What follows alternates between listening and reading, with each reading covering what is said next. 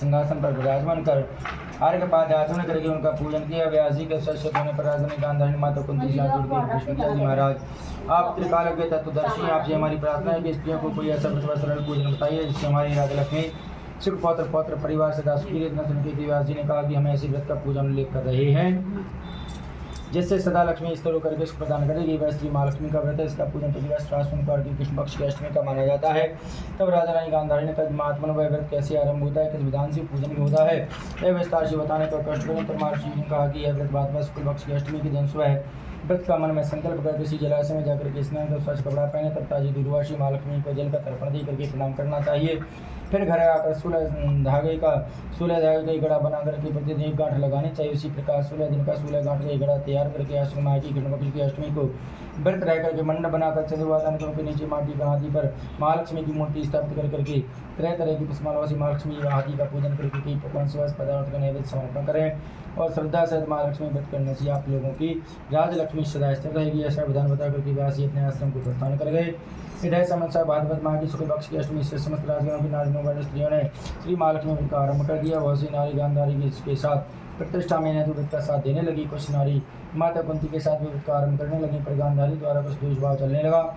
ऐसा होते होते 15 दिन व्रत की समाप्ति करके 16 दिन कृष्ण पक्ष की अष्टमी कहा गया। उस दिन प्रातःकाल से नारायण वस्त्र मनाना आरंभ कर दिया और समस्त नर नारी राजमहल गांधारी के यहाँ उपस्थित हो गए। तरह की बड़ा रंग मनाया, कोई तैयारी नहीं। इतने में पांडव माता के समीप उपस्थित हो गए और माता से कहा कि माता आप दुखी क्यों हो, हम आपकी दुख सहायता दूर करने में सहायता कर सकते हैं।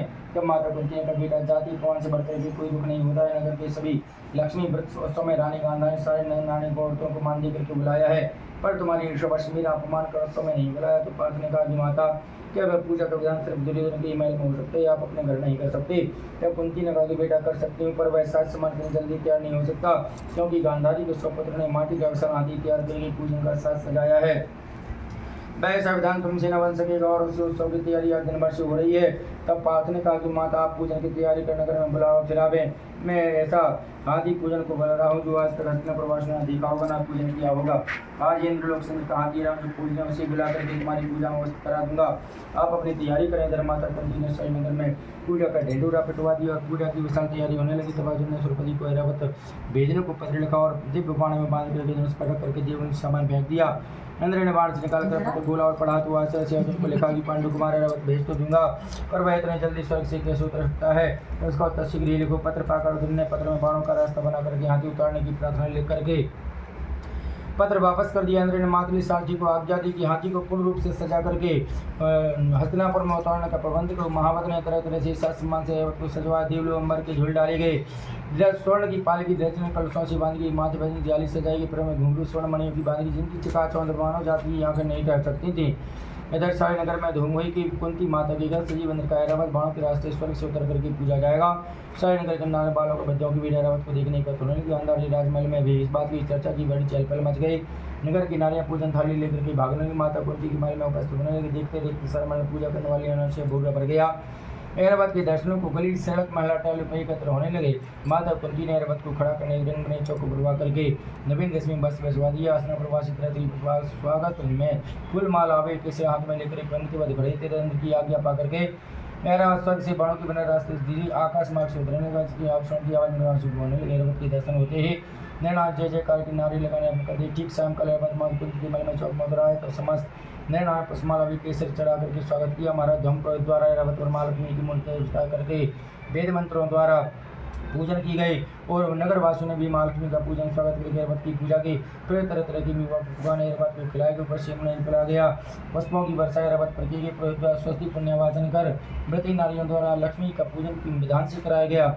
कुंती ने व्रत में सूले भी गांठ लगा करके महालक्ष्मी से अपनी प्रार्थना की। ब्राह्मण को पकवान मेवा मिठाई देकर की व्यवस्था की गई। तब वस्त्र स्वर्ण ब्राह्मण को संतुष्ट किया।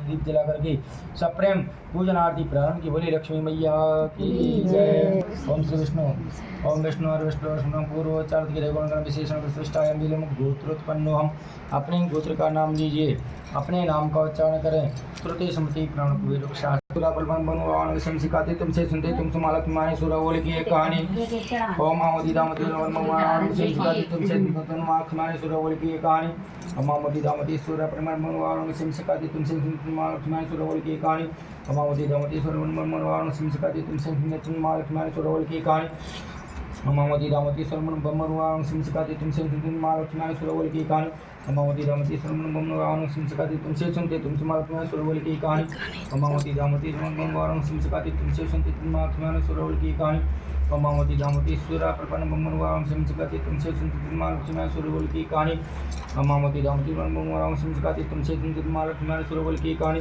मामोदी दामोदी बमरुआन सिमसिकाती तुमसे सुनते तुम मारो तुम्हारे सुरवल की कहानी मामोदी दामोदी बमरुआन सिमसिकाती तुमसे तुम मारो तुम्हारे सुरवल की कहानी और मामोदी दामोदी सुरा परपाटम मनोवान सिमसिकाती तुमसे सुनते तुम तुम्हारे सुरवल की कहानी मामोदी दामोदी मनोवान सिमसिकाती तुमसे सुनते तुम्हारे सुरवल की कहानी मामोदी दामोदी मनोवान सिमसिकाती तुमसे सुनते तुम तुम्हारे सुरवल की कहानी मामोदी दामोदी सुरा परपाटम मनोवान सिमसिकाती तुमसे सुनते तुम्हारे सुरवल की कहानी और मामोदी दामोदी सुरा परपाटन मनोवान सिमसिकाती तुमसे सुनते तुम सुनो महालक्ष्मी सुरा बोल की कहानी बोले लक्ष्मी मैया की जय।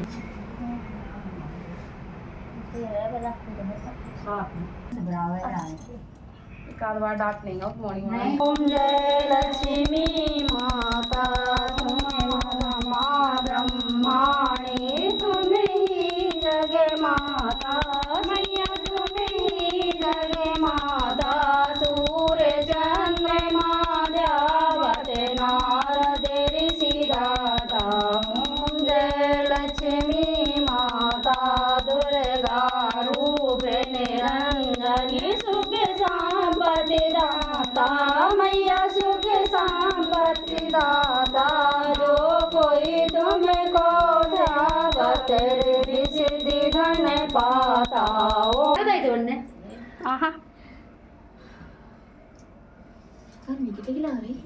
अब चला दो पंखा बनाए तो तुम बंद नहीं पूजा के लाना आ जाती